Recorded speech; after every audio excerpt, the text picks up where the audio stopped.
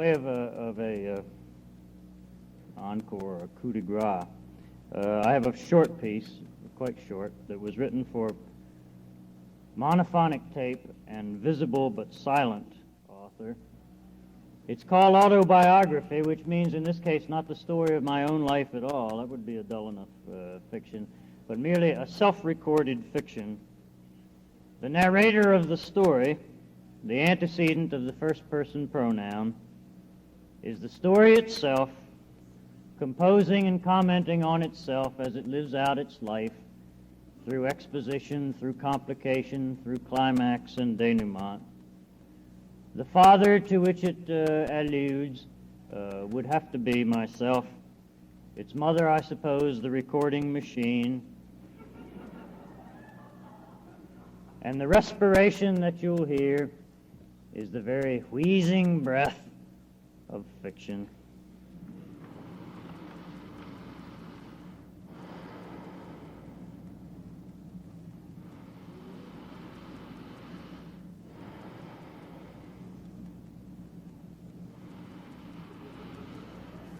You who listen, give me life in a manner of speaking.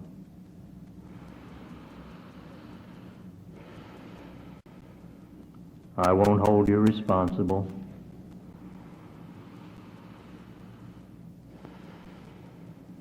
My first words weren't my first words. I wish I'd begun differently.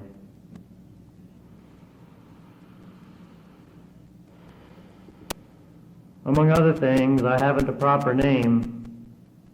The one I bear's misleading, if not false. I didn't choose it either.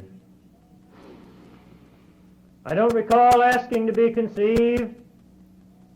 Neither did my parents come to think of it. Even so, score to be settled. Children are vengeance. I seem to have known myself from the beginning without knowing I knew. No news is good news. Perhaps I'm mistaken.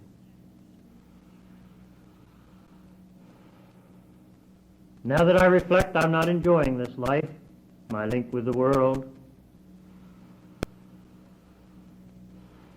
My situation appears to me as follows. I speak in a curious, detached manner and don't necessarily hear myself. I'm grateful for small mercies. Whether anyone follows me, I can't tell. Are you there? If so, I'm blind and deaf to you, or you are me, or both are both. One may be imaginary. I've had stranger ideas. I hope I'm a fiction without real hope. Where there's a voice, there's a speaker.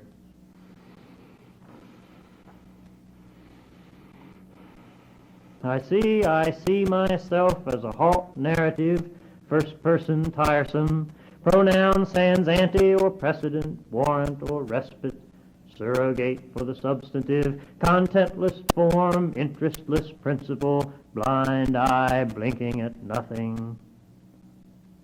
Who am I? A little creased identity for you. I must compose myself. Look, I'm writing. No, listen, I'm nothing but talk. I won't last long. The odds against my conception were splendid, against my birth, excellent, against my continuance, favorable, are yet.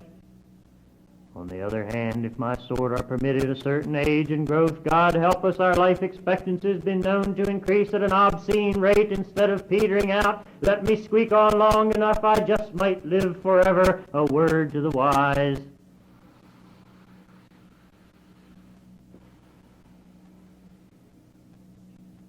My beginning was comparatively interesting, believe it or not.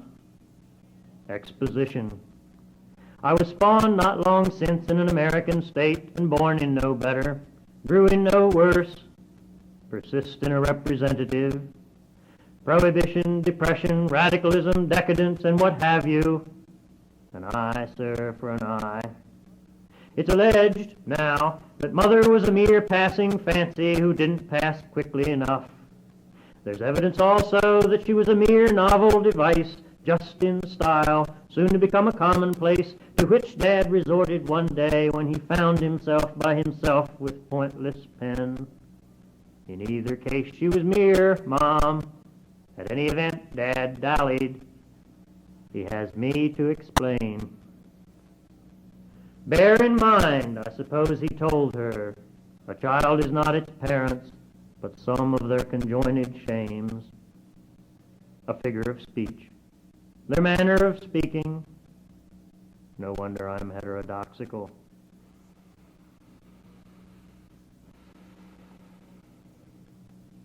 Nothing lasts longer than a mood. Dad's infatuation passed. I remained. He understood, about time, that anything conceived in so unnatural and fugitive a fashion was apt to be freakish, even monstrous, and an advertisement of his folly. His second thought, therefore, was to destroy me before I spoke a word. He knew how these things work. He went by the book. To expose ourselves publicly is frowned upon. Therefore, we do it to one another in private. He, me, I, him. One was bound to be the case. What fathers can't forgive is that their offspring receive and so broadcast their shortcomings.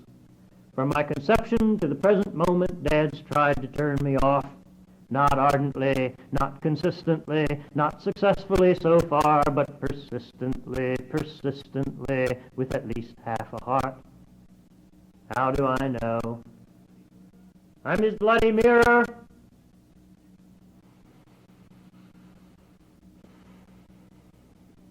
Which is to say, upon reflection I reverse and distort him, for I suspect that my true father's sentiments are the contrary of murderous, that one only imagines he begot me. Mightn't he be deceived and deadly jealous? In his heart of hearts he wonders whether I mayn't after all be the get of a nobler spirit, taken by beauty past his grasp.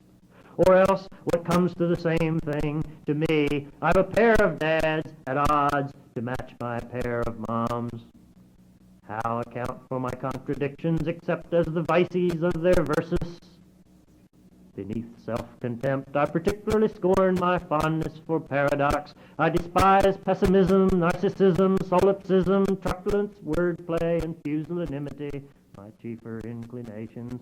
Loathe self-loathers, ergo may have no pity for self-pity, and so am free of that sweet baseness. I doubt I am. Being me's no joke.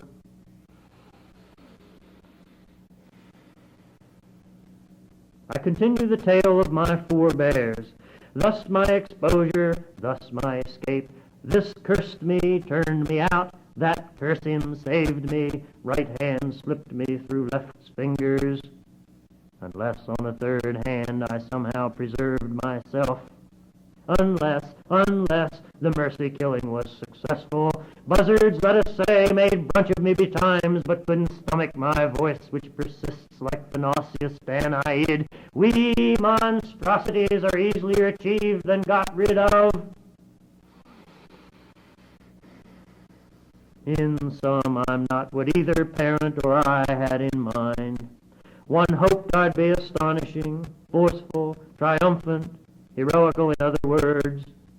One dead. I myself conventional. I turn out I. Not every kid thrown to the wolves ends a hero. For each survivor, a mountain of beast baits. For every Oedipus, a city of Thebes.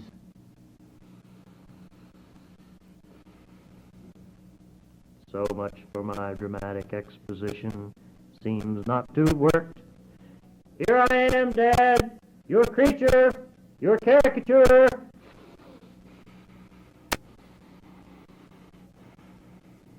Unhappily, things get clearer as we go along. I perceive that I have no body. What's less, I've been speaking of myself without delight or alternative as self-consciousness pure and sour. I declare now that even that isn't true. I'm not aware of myself at all. far as I know. I don't think I know what I'm talking about. Well, being well into my life as it's been called, I see well how it'll end unless in some meaningless surprise. If anything dramatic were going to happen to make me successfuler, agreeabler, endurabler, it should have happened by now, we will agree. A change for the better still isn't unthinkable. Miracles can be cited, but the odds against the wireless deus ex machina aren't encouraging. Here, a confession. Early on, I too aspired to immortality. Assumed I'd be beautiful, powerful, loving, loved, at least commonplace, anyhow human. Even the revelation of my several defects,